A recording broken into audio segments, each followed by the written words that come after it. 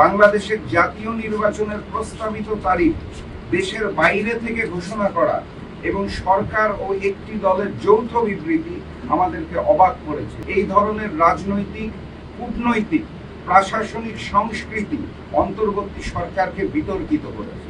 গণতান্ত্রিক বাংলাদেশ গড়ার লক্ষ্যে জাতীয় নির্বাচনের কোনো বিকল্প নাই। বিলম্ব হলেও অন্তর্বর্তী সরকার প্রথমে এপ্রিল এবং পরবর্তীতে বিএনপির ভারপ্রাপ্ত চেয়ারম্যান জনাব তারেক রহমানের সাথে বৈঠকের পর রমজানের আগে অর্থাৎ ফেব্রুয়ারি মাস জাতীয় নির্বাচনের জন্য নির্ধারণ করেছেন। যদিও ফেব্রুয়ারি মাসের কথা শর্ত সাপেক্ষে বলা হয়েছে, তবুও বিএনপি এবং অন্তর্বর্তী সরকারের মাঝে যেই সংঘাতের আশঙ্কা করা হচ্ছিল সেখান থেকে আমরা বের হয়ে আসতে পেরেছি আলহামদুলিল্লাহ। তবে বাংলাদেশের জাতীয় নির্বাচনের প্রস্তাবিত তারিখ দেশের বাইরে থেকে ঘোষণা করা এবং সরকার ও একটি দলের যৌথ বিবৃতি আমাদেরকে অবাক করেছে, যা নজিরবিহীন একটি ঘটনা।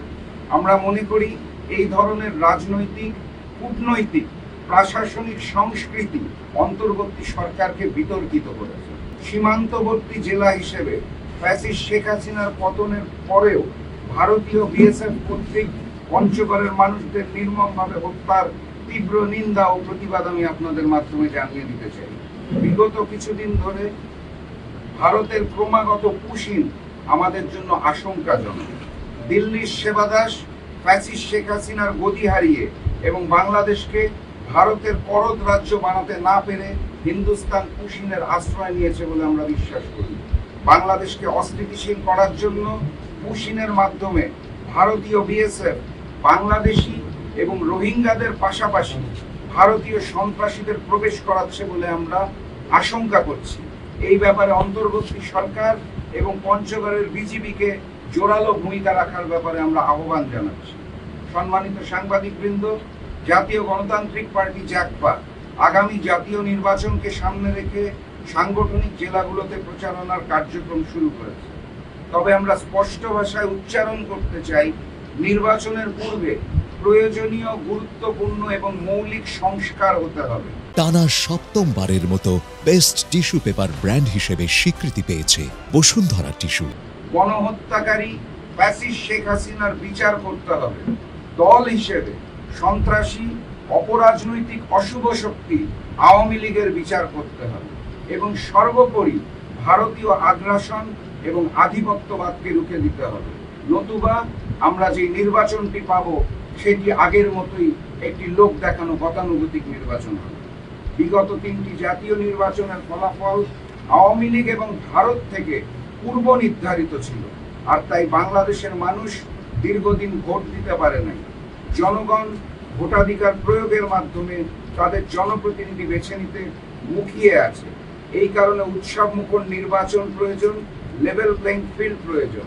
আমরা আশা করি আগামী জাতীয় নির্বাচন হবে অবাধ, সুষ্ঠু, নিরপেক্ষ, গ্রহণযোগ্য এবং আবারও বলেছি ভারতীয় প্রভাব মুক্ত। এটা আমাদের আশাবাদ।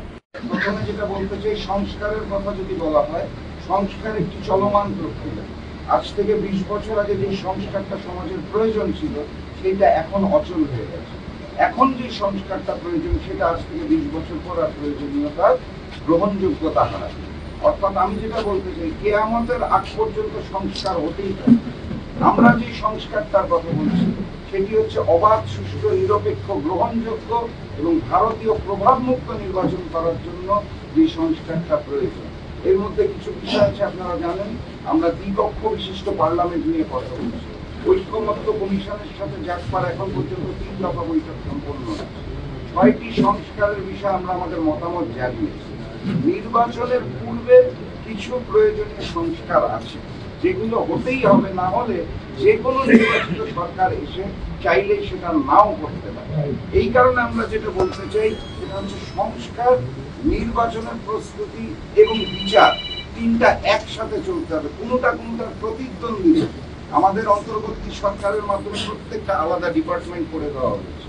অতএব একটা কাজ করলে আরেকটা হবে না, এরকম কোনো ব্যাপার নেই। আমরা একই সাথে 3টা কাজ চলমান প্রক্রিয়ায় রাখতে পারি বলে আমরা জাগপা থেকে বিশ্বাস করি। তাদের মাধ্যমে আমি যেটা দেখতে পেয়েছি, মোটামুটি 90% মানুষ আমাকে বলেছে যে পঞ্চগড়ের মানুষ ফ্যাসিস্ট শেখ হাসিনা মুক্ত বাংলাদেশে এই মুহূর্তে ভালো আছে এবং শান্তিতে আছে।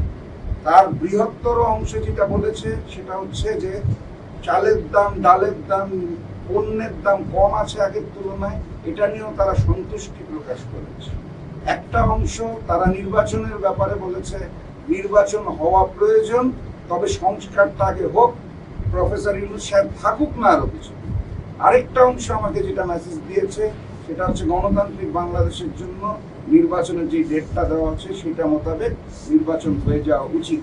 এবং সর্বোপরি এলাকার মানুষ আমাকে যেটা বলেছে, শফিউল আলম প্রধান যে কাজগুলো করতে পারেনি এলাকার জন্য, সেটার জন্য যাতে অবশ্যই আমি দায়িত্ব নিয়ে পঞ্চগড়ের মানুষের পাশে থাকি এবং সাথে থাকি। আমি তাদের কথা দিয়েছি, প্রধান পরিবার অতীতে যেভাবে ছিল, ভোটে জিতি অথবা হারি, পঞ্চগড়ের মানুষের সাথে প্রধান পরিবার ছিল, আছে এবং ভবিষ্যতে